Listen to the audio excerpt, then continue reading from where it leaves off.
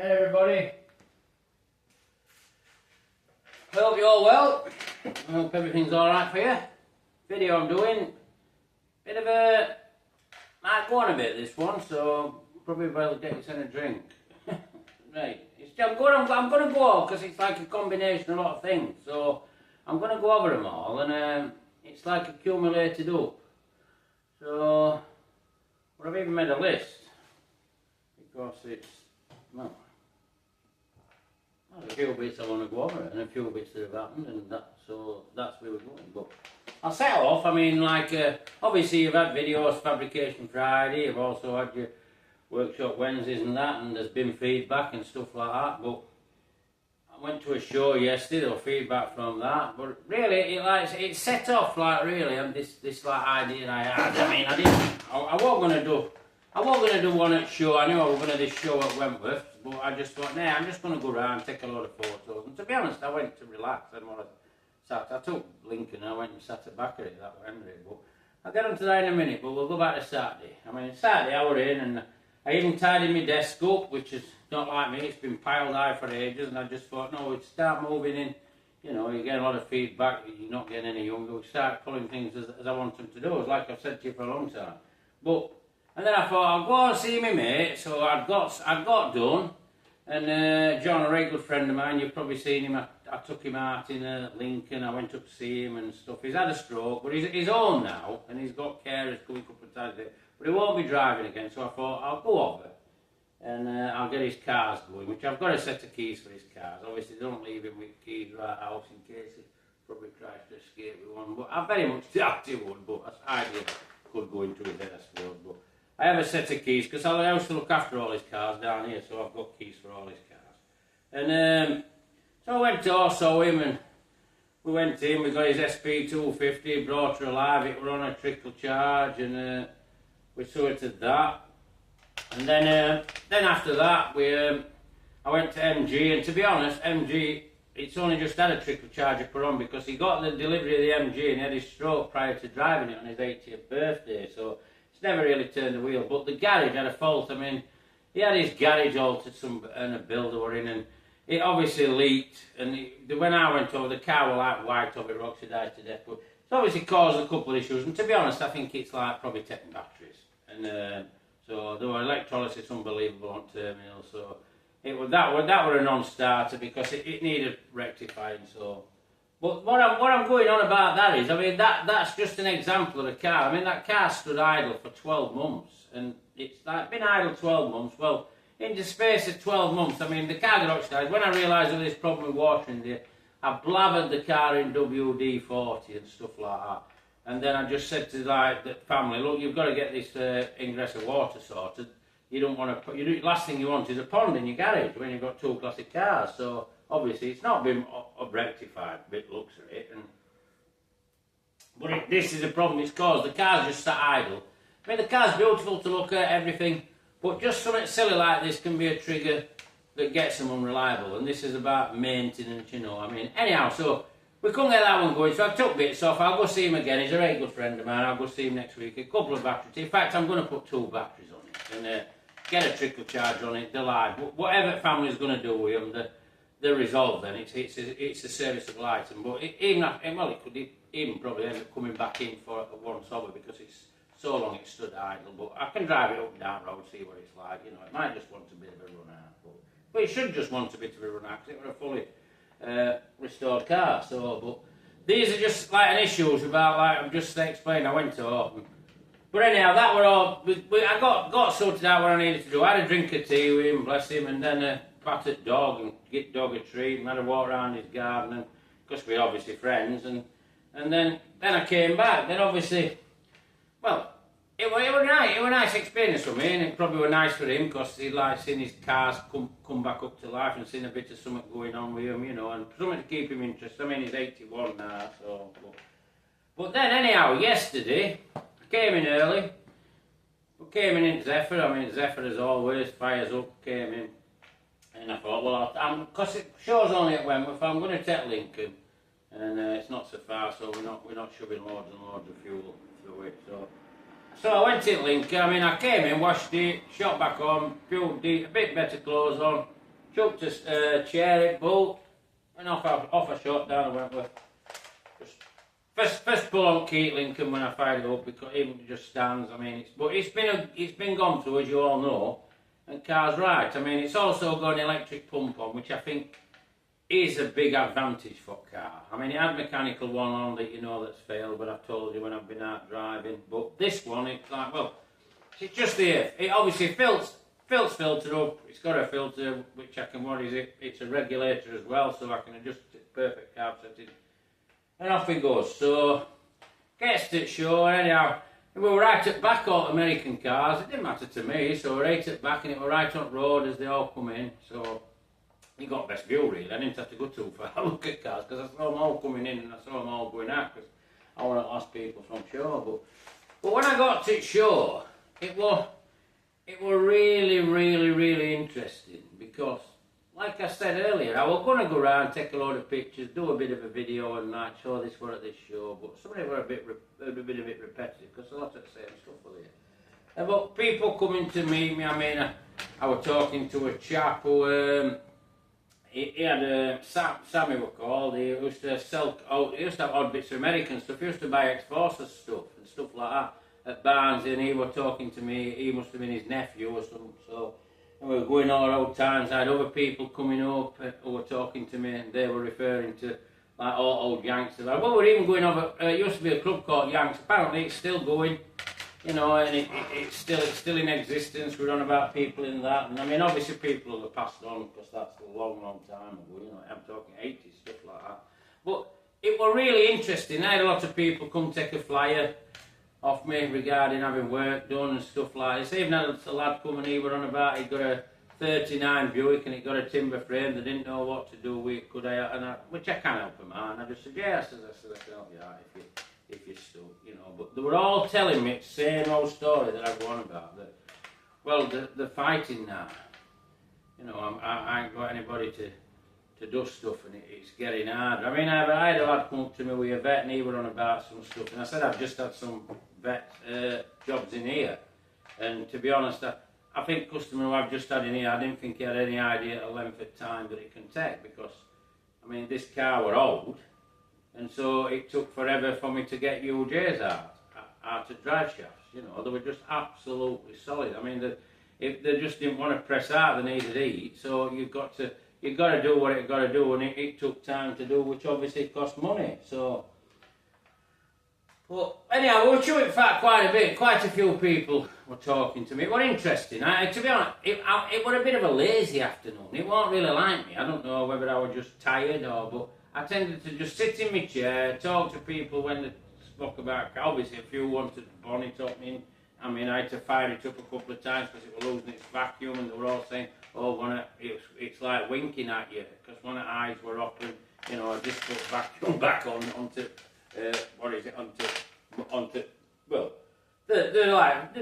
it's just a vacuum canister that shuts headlamp, and if it loses vacuum, well, for some unknown reason, obviously Ford made them, they come open if they lose vacuum. I should imagine it's a safety aspect, that's all. So if you lose vacuum, you can use headlights. But well, they were just general stuff like that, and like I say, I was sat at that. But Paul, a friend of mine, he's an coordinator. He does organisation for shows with Jaguar Enthusiast Club, and he was coming up to me. He was on about this fabrication Friday I do, and he says, well, why don't you get an apprentice? But he ain't the first to say this. There's a lot of you said on comments, but like I said to Paul, I said, look, nobody wants to do it. And he says to me, yeah, but I watch your work, he says, and it's like, you've got the patience, you've got this, and I said, yeah, but it's, what I do is what I do. I said, it's not a lot of people go to that level. I mean, and a lot of people are telling me that at shows. They says, like, I've seen it, and that you finish, but I don't know any different than that. And when he were talking about like getting an apprentice, and like I said to him, I said, well, the young and now, I says, they've got so much commitments. I said, they just need so much money. I says, and you can't guarantee it. I says, and I don't even know if you could keep the work coming to pay the wages, etc. I mean, you people know who've been watching my videos from the start. I mean, I've always had this bit of a, I've had this thing, I've been going on about it for a long time, but I've just made the decision myself that I won't be having an apprentice or whatever. I don't even think anybody's going to come through the door and take this business over. I think when I finally have done, I think that's it. And he was saying, well, it's a shame if you, all them skills that you've got, if you let them go. But for all them skills I've got, no, I mean, I had a bit of guidance when I was young, but nobody actually showed me 100% what I do. It was a case of fighting through and putting up with like troubles that come with it, because life isn't easy.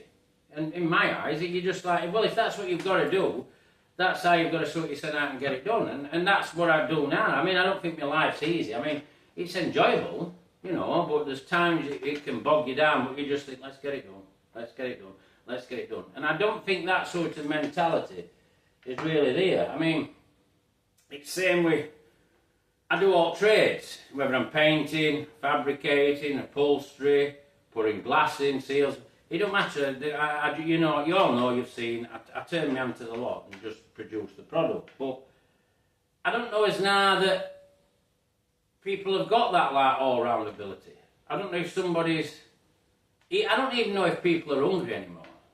You know, I honestly do not know if people are hungry anymore. I mean, I spoke to some smashing people who like a bit. He was an old chap. He come talking. He got a camper van and he was going to do a bit of chassis. He didn't want to strip it because he didn't want to look juicer it, which I can perfectly understand. And he was fighting with this bit of chassis. And he was just asking a few questions. The same guy was about this 39 Buick limousine. And he was also on about a woody and all that could sort some bits out. But I said I can help you out if you're struggling, as I've said earlier. But he went, well, I don't like messing with wood. Well, have a go, because you're not going to find anybody out there, so he's going to have a go. And but he was in his 60s. And you know, and one of the cars he was referring to doing, he was on about picking up, somebody had passed on. So this car hadn't even got completed. They put a load of money in and it still wasn't completed. And because I don't think any sort of form of younger generation now is hungry, because they're probably in a salary that's alright, or they've got into a job, it doesn't matter. They're working down at Bagel, I've mentioned stuff like that. 4 days on, 4 days off to the 12-hour shift. So they're not short of dosh at minimum wage. And something like this, you can't put effort into them, I don't think. You can't, well, people say with me, haven't I, you've got patience to do what you do. Well, I've got patience what I do because I have to do that. Because to make the car right and proper, that's the effort you have to put in. But as far as me trying to put that over to somebody else would be extremely difficult, I think, because they'd have to have that ability. And I just don't see that ability anymore. You know, this is my argument with the like apprentices. But when I start, I was shown something, and then I just waded in, and I made errors, just like anybody else did. And then they might come and give you a guidance, but they tended to leave you alone, because, you know, they knew you were in that, you were going to get on with it. You were going to be there, they didn't have to bother with you, you know. I mean, you looked up at people who you were surrounded by, and you looked up at, well, I did. You looked at some people and thought, well, I won't do it that way, I'll do it this way, so I'm going to try my way. And that's just how it all evolved. I mean, it's basically this conversation I'm having is a similar conversation as I had at Shaw. It's all really come from fabrication and stuff like that, and, you know, that do you want to pass it on? But end of the day, simple answer to what everybody was saying to me is like I'm telling you now. Well, I don't think I can pass it on because I don't think nobody wants it passing on. And I've said I don't know how many times on videos in the past, come and see me, and nobody ever has. You know, I've had fantastic conversations with people like yourself on comments, like I said, show yesterday, but these are things that I'm trying to get over to people when they're saying this. It's like, that's the situation we're in now. I mean, we're in a situation now where you don't know where you're going if you're a person, and you're like, but this is what you get. And I think that's been created in like the status quo and everything. You know, it's like what is it? It's that's what the government said you get. So that's the thoughts that are in everybody's head, and that's where it don't matter whether they're a unique, fantastic fabricator or whatever. I mean, but some of them get pictures of grandeur. They're not great fabbers. They're not great painters. They're not even probably great at putting something together, but they think they're a rock star. You've got that end of the equation as well. You know, same with YouTubers. Some people, they go on about these on YouTube. I don't really know if they've got any experience with them, but it's just a point I'm getting over. I mean, I always say to myself, I always say these are dinosaurs. Well, they are dinosaurs, and there's no two ways about it. But they're not going to be eliminated by one big bang. They're going to be slowly strangled and just left at wayside because nobody's got any interest, and that's my honest belief. I mean, but the plus side to all this, what I'm rambling on about is, I mean, it's like when I left the show yesterday, so I just fired Lincoln up. I mean, I waited a bit because it was just bedlam and traffic. Obviously, car park were clear, and it just gets chaotic coming out of Wentworth. And so I just sat there, and it was nice because all cars that ain't gone round and took pictures for to make a video this morning, you know, so at least you've got something different out of me. Well, I saw everyone go past, you know, I mean, it was such a variation. I'm a bit surprised. There were even like newish Lambos, there were, I think there were McLaren there, you know, there were some like modern supercars, but also there were some lovely like old standards. There was some gorgeous stuff, you know, sit up and beg stuff. I just watched all lots of some tidy XJSs. They were lovely red convertible XJS. Paul was there, he got a nice blue XJS, but he went later than me because it's does club events for Jag Enthusiast Club. Well, he had to pack his gazebo up and all stuff like that, so he got things to do. But anyhow, I eventually fired up and I just come and joined queue and I went round. It was steady enough, it was going away. There were Merc behind me, a few bits and pieces. And I just cruised all the way up nice and steady. One of mates passed me on inside, sneaked through on grass. Old Derek in his Heelys got nearly 3,000, so I can understand that. He just sneaked through another way. I don't know why he did that, but he must have been in a different place. He must have come out in a different exit out of show, you know. But anyhow, he just sneaked a bit. But just as I got to, like, junction, I mean, there was this Merc behind me, and I won't be like a show-off and all, but obviously I've got a 460. It idles fantastic, it's set up properly. And I just like pulled off junction. Didn't go excessive, just a bit of throttle. And she just like lit back wheel up. I didn't even have to try, we're just purely on torque. And I just smirked to myself because when you do a job right, like people go on about how I do it, these are bits you get. That car just sits here. It goes up to the sandwich shop for me occasionally. It goes out for a drive for you know, I don't over pamper it. It's ready any time I want. And it were just silly things like that because I've set it up right. You know, the brakes were right. Well, I could do things like that off junction. Some people tried to like to just bog down because there were some Yanks there. I could hear them running. They were running awful. You know, and I thought, well, they've just not sorted it. And then when I just cruised back, and to be honest, I was so relaxed. It was unbelievable. I had a big chilling afternoon and I'm just cruising back in this big old Yank. I mean, don't get me wrong, it's a completely different car to my Zephyr that takes me anywhere I want to go. Completely different car. And then I've just come back, and as I'm coming down Swinton here, heading back to the yard, because it sits idle at yard at Yank, and I'm coming down the road, and I see this Seat, I think it was. Spanish Fiat, isn't it, that Seat?